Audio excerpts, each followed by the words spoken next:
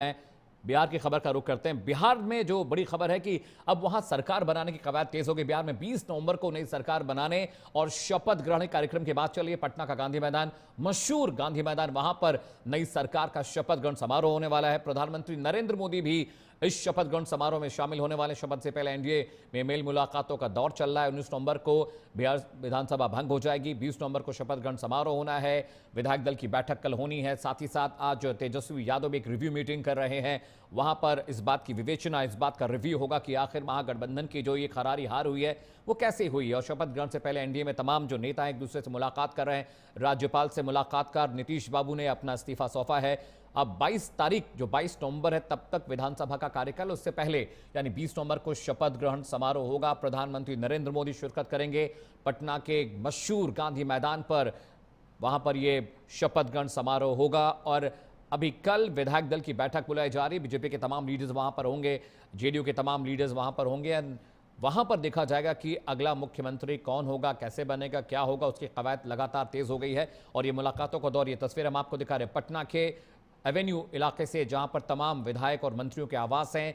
जो अणे मार्ग है जहां पर मुख्यमंत्री आवास है, वहां की तस्वीरें भी आपकी टीवी स्क्रीन पर इस वक्त है। विधानसभा के बाहर की तस्वीरें भी हम आपको दिखा रहे हैं। सीएम आवास है जहां पर सुरक्षा व्यवस्था बढ़ा दी गई है, सिक्योरिटी वहां चाक चौबंद कर दी गई है। 19 नवंबर को बिहार विधानसभा भंग होगी। नीतीश कुमार राज्यपाल से मिले हैं इस बाबत। नई सरकार का शपथ ग्रहण समारोह 20 तारीख होना मुमकिन हुआ है।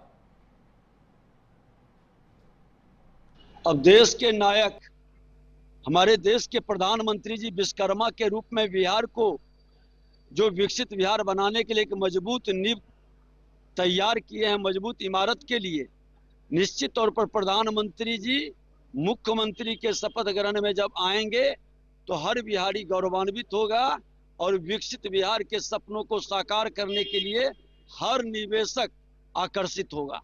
20 तारीख को शपथ ग्रहण होगा। प्राइम मिनिस्टर भी वहाँ जाएंगे, मुख्यमंत्री बनेंगे। उसमें 15-16 जब भाजपा के होंगे, 14-15 होंगे इनका जेडीयू के, और 3 होंगे लोजपा के, और एक होंगे हिंदुस्तानी अवाम मोर्चा सेकुलर के और रालोसपा के। इतनी बातें लगभग समाचार पत्रों में या मीडिया में देखी जा रही है। ऑथेंटिक कुछ नहीं कहा गया है, हम लोगों से कोई बात नहीं हुई है। आज ये तो एक मतलब कॉन्स्टिट्यूशनल प्रोविज़न है, कैबिनेट होकर के उसको भंग करने का किया जाता है। तो हमको लगता है कि आज उन कैबिनेट को भंग कर दिया गया। जितने पदाधिकारी थे उनको धन्यवाद दिया गया और नई कैबिनेट जल्द गठन होगी। और आज गए हैं मुख्यमंत्री जी को कैबिनेट के, राज्यपाल को कैबिनेट के से अवगत करा देंगे। चुनाव के बाद अंतिम कैबिनेट करते हैं और अपना इस्तीफा का प्रक्रिया है, तो निश्चित रूप से उस प्रक्रिया के तहत वो आज करेंगे और फिर नई सरकार के गठन का रास्ता कल से प्रारंभ हो जाएगा। ये अभी तक तो जो संभावित है वो 19-20 का है, लेकिन फाइनल कॉल तो भी आना बाकी है। तो चलिए अब आप प्रतिक्रिया सुने तमाम नेताओं की। विधायक दल की बैठक को लेकर बड़ी खबर है। कल पटना में बीजेपी विधायक दल की बैठक होने वाली है। कल सुबह 10 बजे का वक्त मुकर्रर किया गया है, तभी हम विधायक वहां पर पहुंचेंगे। ये बैठक अहम बैठक होने वाली। बैठक में जो विधायक दल का नेता चुना जाना है, यानी मुख्यमंत्री कौन होगा, कल इस बात पर मुहर लगने जा रही। बिहार विधानसभा चुनाव का परिणाम 14 नवंबर को घोषित हुआ था। इसका ऐलान किया गया था, जिसमें भारतीय जनता पार्टी 89 सीट जीतकर सबसे बड़ी पार्टी बनी थी। ऐसे में बीजेपी सरकार बनाने के साथ साथ पार्टी में भी नई जिम्मेदारी बड़े भाई की भूमिका में नजर आ रही। इस कड़ी में कल पटना में बीजेपी विधायक दल की बैठक होनी है। सुबह 10 बजे ये बैठक होगी और बीजेपी का जो प्रदेश कार्यालय है वहां पर यह बैठक होनी है। इस वक्त की बड़ी खबर आपको बता दें, अब नई सरकार को बनाने की जो कवायद है उसकी शुरुआत बिहार में हो चुकी है। पटना में कल बीजेपी विधायक दल की बैठक होनी है। और इस बीच तेजस्वी यादव की आरजेडी जो है विधायकों संघ भी बैठक करने वाली है। मतलब वो रिव्यू करेंगे कि आखिर जो इतनी बड़ी हार हुई है कैसे हुई है। जो पोलो रोड का उनका ऑफिस है, आवास है, वहां पर थोड़ी देर में बैठक शुरू होने जा रही है।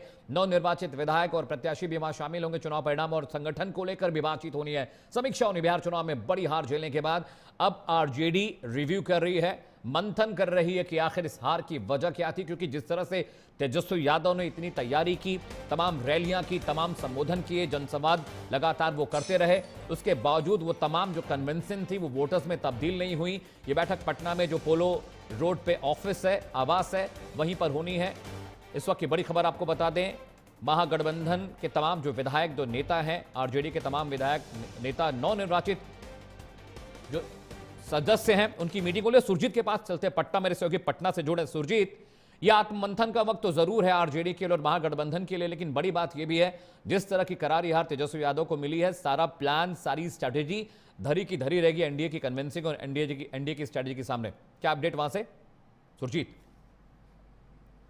बिल्कुल, जिस तरीके से यहाँ पे आरजेडी की करारी हार मिली है और आरजेडी में करारी हार के बाद लालू परिवार में बिल्कुल अब भगदड़ सी मच गई है। पहले एक प्रताप यादव को घर से निकाला गया था और उसके बाद जो है रोहिणी आचार्य घर छोड़ के चली गई और उसके बाद लालू की 3 बेटियां और राजवी चंदा और राजलक्ष्मी वो घर छोड़ के चली गई है। तो पार्टी परिवार में तो बिखराव हो ही रहा है। अब तेजस्वी यादव की चिंता है कि कहीं इस तरीके से परिवार में बिखराव हो रहा है, वो बिखराव कहीं पार्टी में न हो और उनके जो विधायक है कहीं पाला में बदलने। तो यहाँ पे जो है इसीलिए आज तेजस्वी यादव ने ये अपने आवास से, जो उनका सरकारी आवास है एक पोलो रोड में, वहाँ पे तमाम जो निर्वाचित विधायक हैं उनको बुलाया गया है और यहाँ पे आत्ममंथन भी होगी और आगे किस तरीके से विधानसभा में उनकी होगी, कैसे विधानसभा में और किसको नेता बनाया जाएगा, इस पर चर्चा होगी। और जो विरोधी दल का नेता तेजस्वी किसको बनाते हैं, इस पे भी ठीक है Surjit, thank you so much for joining us from Patna. Surjit आपको रिपोर्ट दे रहे थे पटना से कि विधायक दल की बैठक होनी है और